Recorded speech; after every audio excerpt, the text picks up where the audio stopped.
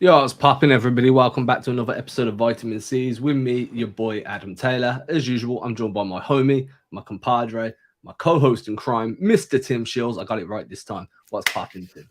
Not much. Enjoying this Sunday, man. It's a little bit low key, just doing some stuff around the house. And Wayne, unfortunately, is busy today, but he will be back with us next time. We figured we would just go live. It's All Star Weekend, it's sort of low, low key vibes. Not a lot to talk about, but we wanted to touch base, talk about some minor updates in the Celtics news cycle, and just yeah, shoot it.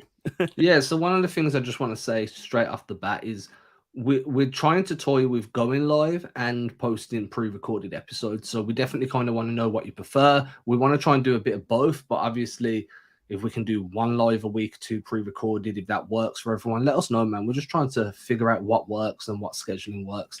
But yeah, it's the All-Star break.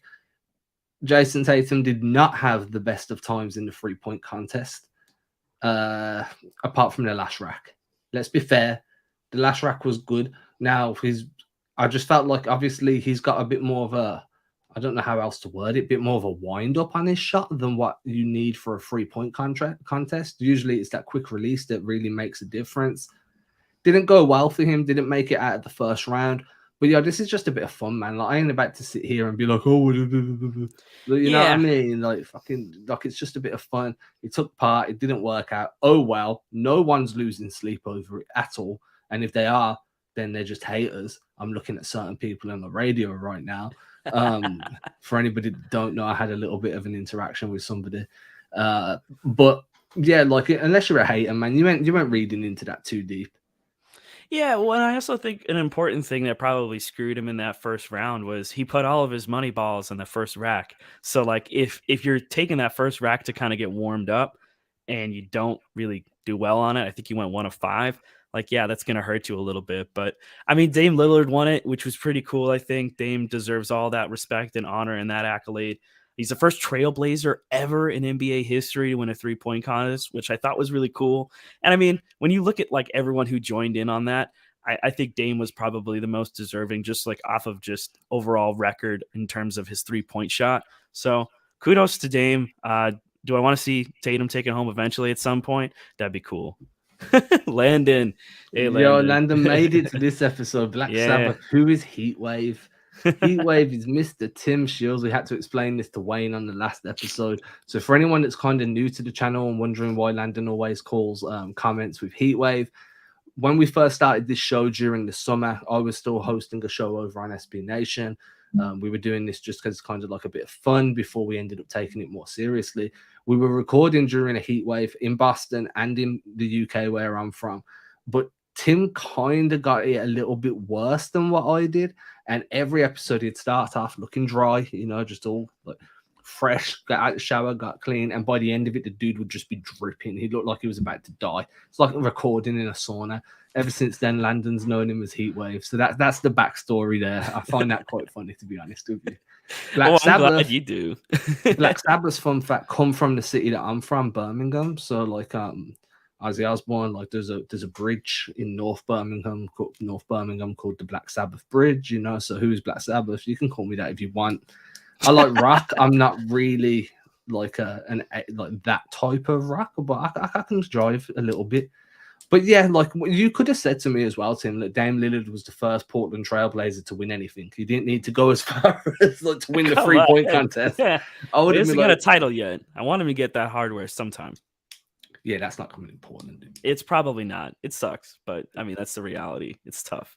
I mean, it is what it is, though, right? Like, He's loyal. He ain't running from the grind. yeah, and like you gotta love that. You got people out here questioning somebody's loyalty because they spoke about an MVP trophy. Sorry, I'm gonna stop taking dicks.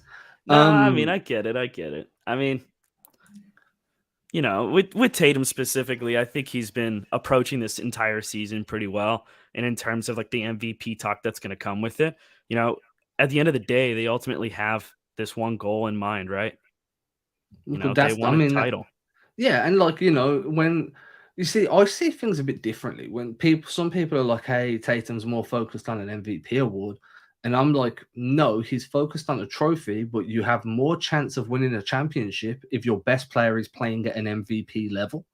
than you do if your best player is not playing at an MVP level. I thought that was pretty self-explanatory from the get-go, but apparently, some people see it a little bit differently. And I get that. I think it's fine for a guy to want more, and I think he's not putting focus on the accolades, right? Like I don't think that's his primary focus.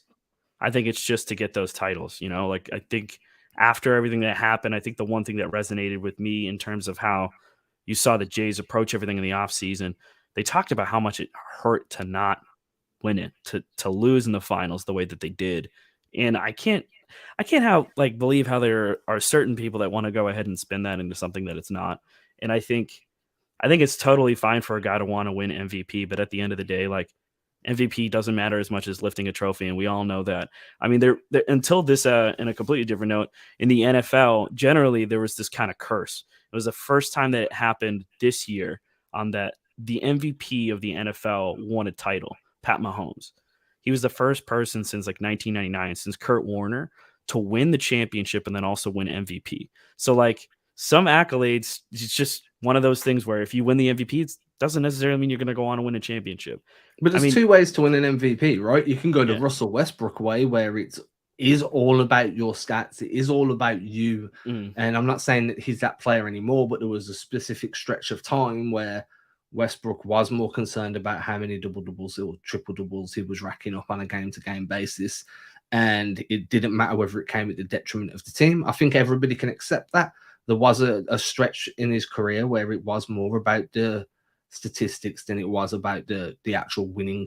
Now, though, when you look at like Tatum and even Westbrook now with like this stint with the Lakers before he got traded and waived, well, he isn't waived yet technically, but there's a way where you can win an MVP trophy by being the best player within a system. And I think that's what Tatum's doing, right? Same as Jokic as well. We can throw Jokic in there. Embiid, I feel like he's a bit more featured. He is the system for Philly. So, but when you look at the way Tatum's playing, he's putting up MVP level numbers on most nights. Yeah, he wouldn't mind an MVP award, but he's not out there chasing the stats. He's out there chasing W's, and him having such a big impact on those W's is what's allowing him to be in that MVP conversation. It's not like he's just trying to stat pad and be there regardless of what happens for Boston. Yeah, and I think, another example with that, you look at the top dogs in it too, like guys like Jokic, Embiid, Tatum, like they're all of their teams are good because those guys are on the floor. You look at some of the on-off numbers for Tatum, especially with the bench, he makes such a positive impact. Like I think that's clear and evident. So I guess it's just when it comes down to the MVP conversation, like if he gets the award, great. If not, it's not the end of the world. And if anything, it's another chip on his shoulder. So I guess we'll see what happens. I mean, it is what it is, man. And I'm not like, I don't care whether you win a champion. Look, I don't care whether you win an MVP award as long as you win a championship, right? And I think that a lot of these guys that are out here, sorry, Carl just put a point to see who it was.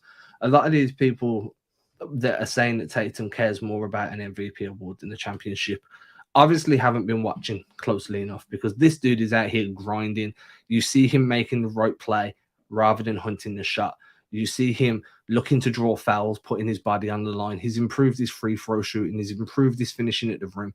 You don't do that if you're a pure scorer that's trying to win an MVP. You don't improve your ability to read off double teams, to make the extra pass. You don't improve your playmaking skills. That is all about what the team needed you to do. It's all about amplifying your impact on the team. I can hear myself thinking you might be coming through my headphones into my mic. Maybe that's what it is. Yeah, because I can hear it a little bit of a delay. One thing that's unrelated to the MVP talks, we finally saw the Jayson Tatum shoes get dropped. Finally. I mean, I like them, but I'm a Jayson Tatum guy, and I tend to just buy merch for people that I support. Who we got? We do Phil. He's one of our regulars over on the pregame show with How About Them Celtics.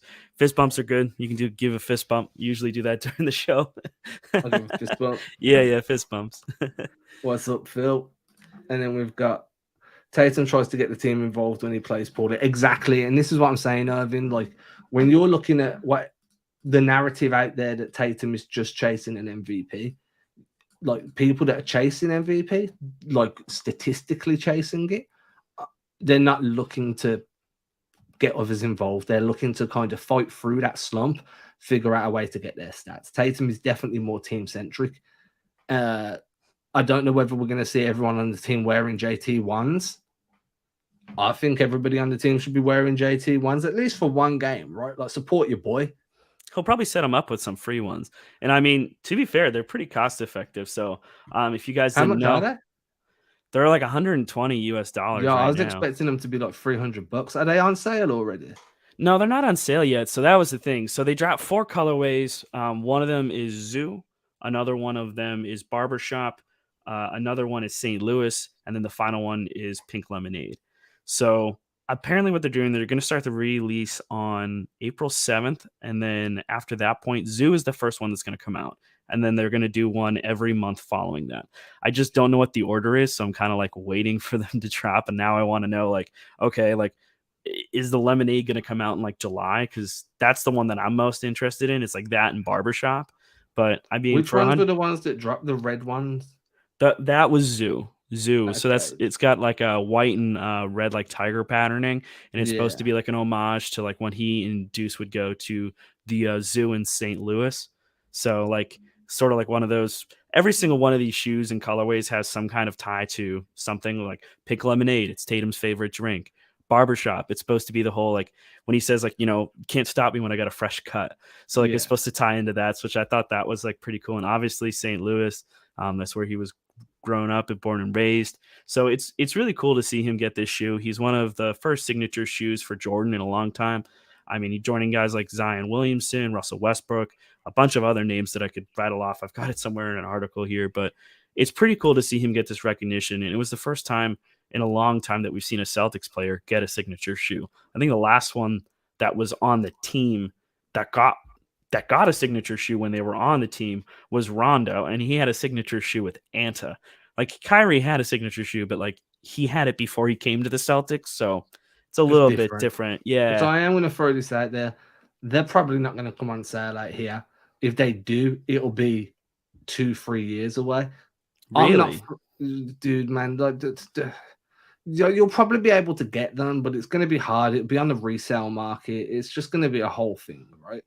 I'm not really fitting to fly 3,000 miles just to pick up a pair of JT ones. Let me know what your shoe size is, man. This is what I'm saying, right? So, like, yo, I'll send you the dough. I'll send you the shipping money. I'll pay the taxes on my side when the import happens. And I'm gonna need I need a pair of JT ones in a size 11, please. Okay. Is that UK size or is that US size? US size. Okay. I already done the sizing difference all for you, right. bro. We'll figure it out. Dude. I made it easy. I'm excited for these shoes though. You know, like they look good. Apparently they're like some of the lighter shoes that it's the lightest shoe that Jordan's ever made. Again, like I read an article on this. This is how I figure out, like, I'm kind of a sneakerhead. So like when shoes are gonna drop, like I'm all over it. Like I just what's got the colors in the lemonade one? It's like, oh, can I? On a barbershop, actually. What's the colorway in the barbershop? Like, Barbershop's like all white. Let me pull it up and share it. I always scuff white sneakers, dude. Let me pull it up because I'm not one of these people that can walk on my heels so I don't crease the front. Like, I ain't about that life. The way that I look at it is like, look, you should definitely like clean up shoes when you can and everything, but like shoes, it's a fashion piece, right? It's a piece of clothing. It's meant to be worn. And like, just take care of it. Wash it every once in a while. Keep them clean if you can. You know, I'm interested to see what kind of fabric these are. I'll just buy 3 pairs and just be done with it, man. Well, and that's what I'm saying. Like, I'm probably gonna buy each single one of these colorways. So let me go ahead. What shipping's gonna run, right? Yeah, exactly. I just want to know, dude. I just want to know which ones I want. Let me screen share this so you can see some of these designs. Share screen. Yo, Phil, where you from, bro? If you're in the where about in the world? Where in the world are you? Because if you need some scent, that means you're not around. Yeah, so let's have a look. Okay, so which ones are these? A Zoo. Yeah. Okay. Then we've got the St. Louis. Oh, they're okay. I like them. I like again, it's the lighter color, so I always worry about like getting them scuffed up. But I want to see what Then kind of fabric this is. Like, it's kind of got that feeling of like a fly knit shoe. it feels So like they just look like similar to what the Kyrie. I've got a pair of Kyries that look really similar. that's barbershop, which I like. Yo, so that's the one. Yeah, those are clean, right? Those are the one. And they got a little. You can see it on the loop on the back there here, but it's like the barbershop. Like I can't remember the name of it, but like the little spinning sign that they've got around outside of Yeah, I know what you barbershops. mean. Yeah, yeah. Yeah, so he's got that design on it, and then these, the pink lemonades. I mean, I don't have any attire that would match, but I love that baby blue. Yeah, well, Yeah, it's so I'm going nice for and barbershop. colorful. But Yeah, I think that's fair. Those are gonna be good, man. I get that. like I'm saying, like I'm going for barbershop, dude. Yeah, Just so you know, just let me know how much they're gonna run me. yeah, we'll figure it Yeah, out yeah, once I'm they not tripping. drop too. Like we gotta wait and see when they're gonna drop. Yeah, I mean, we never know, man. I might end up back in Boston before that point, but That's true. it's not on my calendar right now. Do you know what I'm saying? Oh yeah, It's not even been a month since I got back. God, yeah, that's true. Month flew by. It's not even there yet. I know, but what? It actually is though. There's one Is more it? week, One just more about. week. I've been Were back you for here? three No, were weeks. you on the 20th? I was here for the Lakers game. I thought that was closer to the 28th. You might be right. I have to look. I don't remember. I remember it was a long ass flight.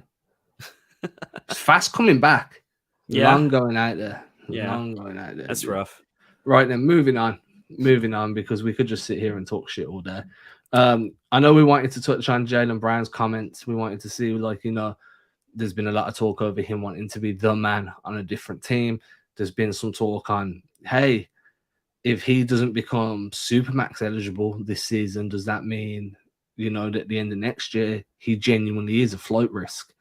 And then he goes and gives a press conference yesterday where he's basically like, look, there's nothing wrong with being an elite player in your role. There's nothing wrong with being a high-level team player.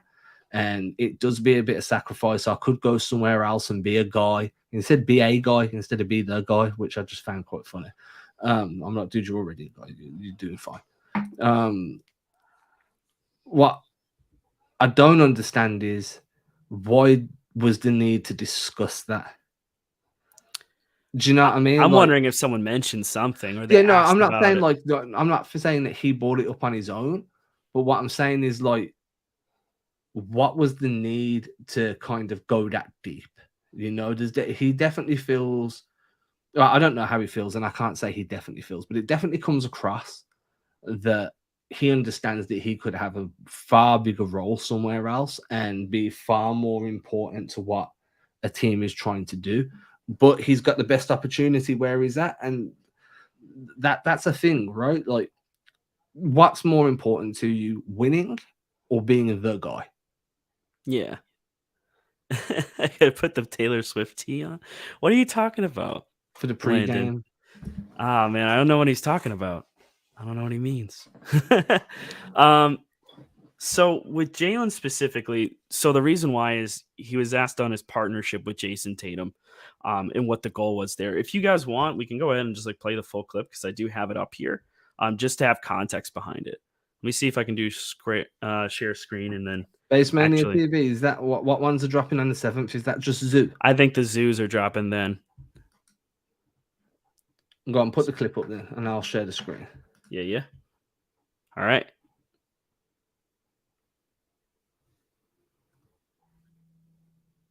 That's not working. I had share screen and everything. That didn't work. Text me the clip. Ask Jimmy Butler. I guarantee you would switch places with JB. Well, this is the thing, right? I mean, when was it? Earlier this week, Ainge turned around and said, like, what did Ainge turn around and say? Ainge turned around and said that back when Jimmy was still with Chicago, he almost traded the 2016 and 2017 picks that turned into JB and JT for Jimmy Butler. I guarantee Jimmy Butler's like, man, what could have been? Like, I just think that would have been worse. Obviously, the Celtics aren't where they are right now. Chicago potentially are where the Celtics are. I think Jimmy Butler would kill to be on the Celtics right now. What I find crazy is that the C's are finding it so difficult to fill that 15th roster spot. So part of it, and I think Gary Washburn had said this on the A-List podcast, this is sort of what he's heard throughout the league in terms of how teams are approaching it, specifically for the Celtics. They're not looking to find someone that's going to go ahead and leapfrog a guy like Sam Hauser in the rotation, because Sam's really, honestly, one of the better pure shooters on the team. He's obviously found his shot back again, so he's on a streak right now and he's looking good. So it's really hard for anyone to come in and take minutes away from him. And that's sort of where they're having that problem, where they want some wing depth, but if someone's trying to go ahead and, let's say, come in here, play for the rest of the year, and then hit free agency in the offseason, with some added value after helping a team go on and win a championship, like, they're not going to get guaranteed minutes if they come here. But Okay. My counterpoint to that would be, like, you're going to try and rest Tatum and Brown, so, like, they are going to get some minutes during the regular season. Yeah, but it's not a consistent role, right? Like, and that's the problem, right? it's 1 minute. It's one thing getting spot minutes. It's another thing having a consistent role, being in a rhythm. And don't forget, a lot of these guys that had come in for that 15th role, 15th roster spot, are most likely going to be looking to increase their value ahead of next off season. Yeah. And that's also a thing, right? So I've just got this JB clip that you sent over to me now, so I'm going to hit play on that. It takes sacrifice, on my behalf. It's definitely a lot of opportunities that you can be a guy, but the ultimate goal I think for me and Jayson has always been to win games. So when you see team dynamics, there's nothing wrong with doing your job on a team. So throughout my career, I've learned to be and play the role that has been needed for me to play. And I think that's a part of why the success has been able to happen, being able to humble yourself and be like, yeah, I know I could be something somewhere else, but it's no problem being a great team guy and winning here in Boston. I think that was fair. Like, I understand, but like I said, there was a way where he could have brushed that off and not mentioned I could be a guy on a different team, And that brings us to, well, do we think he's going to become Supermax eligible? Do you think there's a world where he makes an All-NBA team this year, first, second, or third? I think yes. It's just a matter of how he finishes out the rest of the season. Because there's a lot of dudes balling the hell out right now. Like, so many guys are playing, having like fantastic seasons. It's tough, man. Yeah, I think the right adductor strain and then the facial fracture like kind of throws it a all wrench goes in against him. Yeah, which is rough, and I don't think that's necessarily fair, especially when you look at how the team's played when they're fully healthy, when he's been out there, because overall he's been really, really good for the most part, outside of a handful of games where everyone's had complaints about one thing or another. No player on this team has ever been slander free this season, in my opinion. There's not many guys who haven't caught some kind of flack, but I think Brown overall has improved this season in a lot of ways in terms of his scoring, but it's just a question of whether or not like he can stay healthy during this end of games, these last 23. We have a roundtable. I don't know if it's gotten posted yet for Celtics blog, but we talked about this. And I forgot to reply on those threads. Yikes. Well, see if you can still. Yeah, they might be posted. I'm not sure yet. There's one more that posts, I think, after today, might post tomorrow. I think the deadline's tonight at like 7 or 8. But one of the players who I said had like the most to gain from these last games was Jaylen, because I think All NBA is going to be, in the conversation if he finishes strong for the rest of the season. And that, if he doesn't get that, that's where there's going to be a lot of this kind of chatter. And so it was weird for me to like go and write that and then see this exact quote pop up on my feed. And my first thought is like, one, you're right. He definitely did not have to acknowledge that or even say like that specifically, because it doesn't tie into this. Like, it doesn't really tie into the question of like, yeah, how does your tandem work? It's like, no, like we play great off one another. And he's like, look, I could go ahead and be the guy somewhere else. And it's like, whoa, hang on. He's like, but I understand like what my role is here. And those are all good things and positive things to hear, especially from Jaylen with but when you go back, when you go back and did you ever listen to his press conference that when they played Atlanta in Atlanta this season? Well, yeah, and we talked about that before too. Like that. But these things build up, right? And you can see where a narrative's built, and I don't want to be part of building that narrative. Like, that's just not acknowledging really, it was said. Yeah, I just acknowledge it was said, and I'm acknowledging that I understand where that narrative is being developed. Do you know what I mean? And I think that there is a way and a world where you have to look at Jaylen Brown and be like, dude, if you don't get Supermax eligible, then it's going to be really difficult to keep you around, man. Only because like he has the ability to leave and go somewhere else and get comparable money. But eventually that becomes too rich if it's a supermax. I don't think there's been one player, right? One singular player who's turned down a supermax eligible contract, and I think that was Kawhi in Toronto. Would love the Celtics to go get Melo. What do you? So I'm going to put my hand up here. I know that you love Melo, and we This talked was about my him fault. months ago. We I talked wrote about an it. article on Heavy, kind of blew Yeah. up on Heavy too. Like, this is my fault, but I like it. I I'm do. with I it. think that I liked it more before Mike Muscala was on the team because I feel like their roles are quite similar, apart from Muscala can hit the free a lot more consistently. But if you're trying to give Tatum a rest, yeah, I think Melo makes sense. I really do. I think that he can rebound for you. He can score in the mid range. He can score from the corner. He can score from the wing. He can ISO on guys.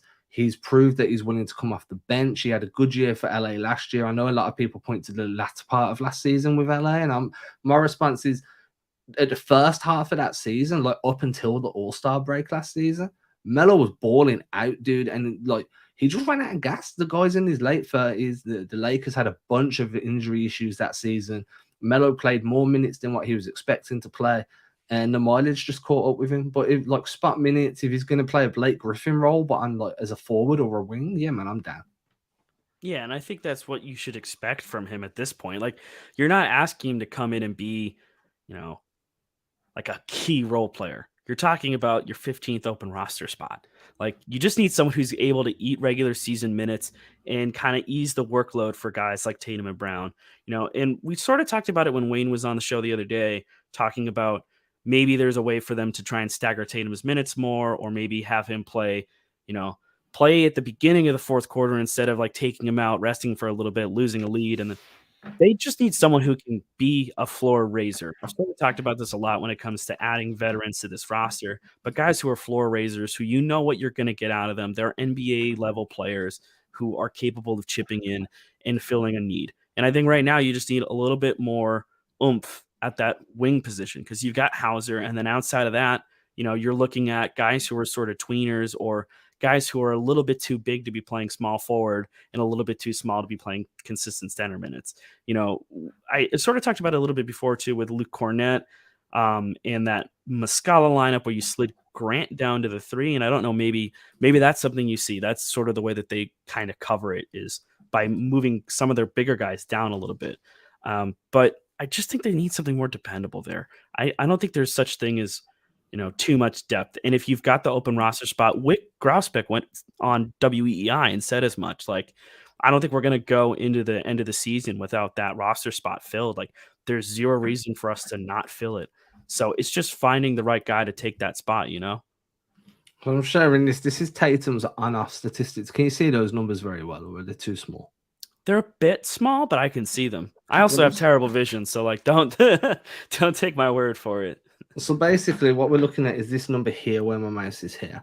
Yeah. That's this season. So with Tatum on the floor, the Celtics are plus 9.6 points per 100 possessions better. Like, yeah, you want to stagger his minutes more. You want to give him some more time off the floor, but you're almost 10 points per, well, you are basically rounding up. You're 10 points better per 100 possessions than you are with him off the floor. Now, trying to stagger those minutes is great. Knowing when to stagger them and finding a lineup that's going to help kind of maintain a lead or not really starts to come into another team, that's the hard part. And I think that's where that additional wing really comes in. And I think that's why Melo doesn't make enough sense, because you need somebody that could slide down like 2, 3. Yeah, they can play the 4, but they're versatile enough to move down and whatever. And I just don't think Melo gives you that. I'm a big Melo guy. I'd love to see him win a ring. What's the latest with Barton? Let's have a look. So I haven't heard anything about Barton. I just want to read this out, sorry, for the podcast listeners. No, sure, yeah. So Landon comes out with Landon's question, sorry. What's the latest with Barton, and do you think the C's may go with a main Celtics player in the last spot? Go ahead, Tim. So I haven't seen anything of Will Barton, like, at all. My only thought process is there's been no noise of him signing anywhere else, so I don't know if they're just trying to haggle with that buyout with the Wizards. And you also haven't really heard anyone that the Celtics have been linked to on the buyout market outside of a few names towards the end of the trade deadline / just past it. And in terms of main Celtics that are out there, I think Tony Snell makes a lot of sense because he's a seasoned veteran who's just chilling in Maine at this point. You've got Denzel Valentine. Both of these guys we mentioned on our last podcast is potentially taking that last roster spot. But I would say, especially with Snell, like that's a guy who was in the league and then was out of it, and now he's on a G League team. So if you think that there's someone who's more capable of taking those minutes, like a guy like Barton, like if you think Barton's going to be a better option for you, then maybe you just wait to see if this buyout happens. And again, keep in mind, everybody, that I think it's March 10th is the deadline. March 1st. March 1st is the deadline, but March 10th is to use a DPE. Yeah, and Samanic too. That's another one. The only issue I have there is, like, I don't know, is he actually like a true wing, or is he more of like a stretch 4, stretch 5? Yeah, I see him as a stretch 4, stretch 5, and again, Mike Muscala kind of blocked that route now. And that's a great pickup again. I can't say how much like I'm excited about that pickup. Kevin Love, unfortunately, Nathan Love, ironically, says, could we get Kevin Love? Unfortunately, Nathan, he just is apparently rumored to be signing with Miami momentarily. Pretty much a done deal now at this point. Yeah, he's off to Miami. When Woj has the jersey swap already set up and everything, like that's it, like Dunzo. ESPN announced it, so like I imagine the next 24, 48 hours we'll see that be official. So, and again, ties back to Muscala. Like, I just don't think you have a need for Kevin Love if you went out and you got Mike Muscala, who's a bit younger, gives you a 3-ball. You know, I just don't see the need there. I think the thing with Kevin Love is as well, if you read what Woj reported earlier today, was basically like, look, Kevin Love had a conversation with the Sixers too. He went for the team that could give him the biggest role, the most amount of minutes with a consistent role, and that was Miami. They needed a backup big. They've been struggling. They didn't really have front court depth. Kevin Love gives them that. He's going to get genuine minutes with a genuine role. And he's joining a team full of other guys around his age that are all just trying to win a chip. Like, say, he fits in. He's not having to play that veteran role that he had to play for Cleveland during their rebuild. So it makes sense. I don't think he would have come to Boston just because he's not at that point in his career just yet, or at least he doesn't believe he is, where he needs to be taking that Blake Griffin route to stay in the NBA. Yeah, I tend to agree with that. And thanks, Base Mania. I agree with you guys. Yeah, it's weird. I thought that there was going to be more activity on the buyout market, but I feel like it was, there was Terrence Ross, and then outside of that, you had Kevin Love. And I feel like there's one big name that I'm forgetting on the buyout market that we were potentially, the Celtics, were potentially looking at. We were talking about it.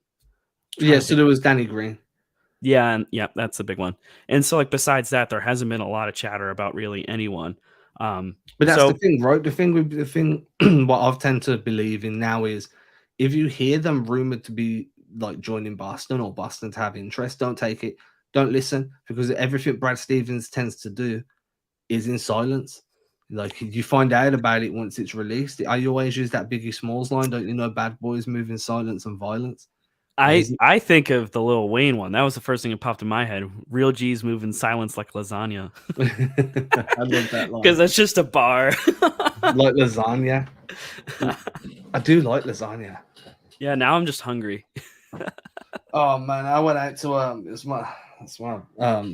went to a 50th birthday party earlier, and there was just loads of food. And so I'm far from hungry. I'm on the other opposite end of the spectrum. I had to come home and take a nap, dude. Food coma. Hey, I'm not gonna lie. I know this is a basketball podcast, but I woke up early to watch Elimination Chamber, and then it's like the days just got away from me with work, and I'm just like, dude, I'm dying, man. I hear that. So yeah, that was my day pretty much. Basketball, wrestling, and food. Yeah, I think overall right now the All-Star break is sort of this moment to recharge, and that's not just for like the players and stuff. I think everyone sort of gets a little bit of a fatigue as everything's going around. Yo, so I'll tell you this, man. Like, I watch a lot of basketball. I break down a lot of footage. During like the day, I'm just like, man, I need a break. I just need a couple of days where there's no games, just to kind of catch up on everything I need to do. Like, I was studying for my degree. I'm in the last year of that. I need to get that shit done. I'm falling behind there. And then a break comes, and I'm like, dude, what the hell? Yeah, like, where's the basketball? And then like I find myself going back through old games, like rewatching them, and I'm just like, man, it's just an addiction at this point. It honestly, dude, it's an addiction. It's not healthy. Yeah, I mean, again, it's important to give yourself a little bit of a breather. So, yeah, No. come on, man. You know, you got to take the time when you can have it. I think that's the important thing, especially on a day like this. You know, there's going to be a game tonight, obviously the All-Star game tonight after the contest. we use But the word game loosely. yeah, I mean, there's going to be a lot of running back and forth and shooting and scoring and some highlight reel dunks and stuff. See what I'm saying? Landon comes, I'll rewatch 2 games. This is what I'm saying, man. I've been pulling clips left, right, and center. I mean, I was out last night and they ended up having they had the 76ers game on, the Celtics 76ers replay on, and before that was I caught the tail end of the Celtics Grizz game. The one where at the end of it, like Ja dove for a loose ball and Tatum got kind of tangled up. So they replayed that one as well. But overall, you know, it is weird to have this sort of lull, but keep in mind, as much as it feels like, oh, the season's like halfway through, it really isn't halfway through. It's weird how the All-Star break kind of lines up and everyone's sort of like, you know, it feels like it should be the halfway point, but the reality is it's more of like 75% done. You've got 23 games left, and that's really not that much. So soon enough, we'll be looking at playoffs. Flip that switch again. Do you reckon there's another level to him? Because usually we get to the All-Star break, he comes out of the All-Star break and he's just on a different level. He raises his game. He's in like pre-postseason Tatum form, and everyone jokes about how much better he looks. Like, does that not sound scary? I think it sounds scary for other people. It sounds fun to me. I like to see that stuff. How much more can you where's the next level? I think the next level is probably playing well enough that by the time the fourth quarter comes around, you're going to be able to rest these guys. You can't guarantee that though. You can't. Well, no, there's no thing, right? Like, yeah, you know, like you can put up all the points in the world. I've said this a load of times. When you're trying to defend Doncic or you're trying to defend Embiid, just stop everybody else because they're not going to beat you on their own. Like, so unless their whole defense is locked in and playing at a top 4, like they've been locked in anyway. But you know, Tatum scoring 40, 45 a night isn't going to be the difference between sitting in the fourth if everybody's just fucking hemorrhaging points on defense. Yeah, and I think that's sort of what happens with All-Star games too. Is like there's just no defense. Oh no, fuck. I wouldn't want there to be. So defense is actually what people like get hurt on. Is like people trying to defend, people get tangled up, and there's no reason to do that, especially in an All-Star game. But I mean, we'll end up seeing what happens out of the All-Star break. I think expecting Tatum to come out strong and ride out a wave the rest of the season, I think that's totally fair. And, you know, it was one of the things that I was hoping would happen when it came to, you know, what player has the most to gain. I also think that Tatum has a chance to go out there, play really strong these last 23 games, seal away the first seed for the Celtics, as well as, you know, further his argument for an MVP trophy. Do I think that's his main goal in playing that strong? No, I think it's just, you've got the Bucks kind of breathing down your neck in the standings right now, and you sort of need to finish strong in order to just make sure that you've got home court throughout the playoffs. You don't have to worry about any kind of road matchups like that. Yeah. Well, hey, respectfully. No. Come on, man. No, jokes aside. Like, I love every team. If you see me on social media, I'm always talking about how good every team is, and we should stop being disrespectful to them. But respectfully, I'm not too worried about Milwaukee right now. I was until the Celtics B and C team kind of pushed them to an overtime game, and I was like, yo, I'm okay. I'll be worried in a 7-game series, of course I would, but right now I'm allowing myself to be a little bit happy. Gallinari seems to act like he's coming back this year, so I've said a lot about this personally. Like, there's a chance like he could be healthy. Personally, I don't think it makes a difference whether he gets healthy or not. He hasn't played all season. He doesn't understand the sets that they run, the actions. Muscala's kind of filling in that role now as a big that can shoot and stretch the floor. It makes more sense to me for Gallo to sit out this season, get 100% healthy, don't risk re-aggravating the injury, integrate himself into the system, be in practice with these guys, learn the sets, figure out where everyone's spots are, let them figure out where your spots are, and then start next season. Trying to plug him in with 10 games left or 5 games left, and then going into postseason basketball while still trying to build that that understanding between each other. That just makes no sense to me. I think it's really risky. And I get the desire to see him out there. And I'm sure that he really wants to play too. Like the Celtics are this kid's favorite team. Like when he was younger, this is the team that he rooted for. He's always wanted to play here. He loved Larry Bird when he was growing up. So to have Gallo in the system now and to have that opportunity kind of taken away from him so early on, suffering that injury when he was playing over in Italy or for Italy, it really sucked. It really, really sucked. And it was part of the reason why I didn't want to see them move on from him. I know that there were rumors that, even offers for Pirtle that he was involved in, but they didn't end up making it happen. So it is what it is. But now you've got to look ahead and see what his role can be next season. And I think sacrificing that the quote unquote short-term gain for long-term gain here, I think would be bad. I think there's a really good opportunity to just try and keep him healthy, and risking that kind of injury for maybe a 10, 12, 15 minute role, if that, on this team just doesn't make sense. You got Muscala in here who can eat those minutes right now.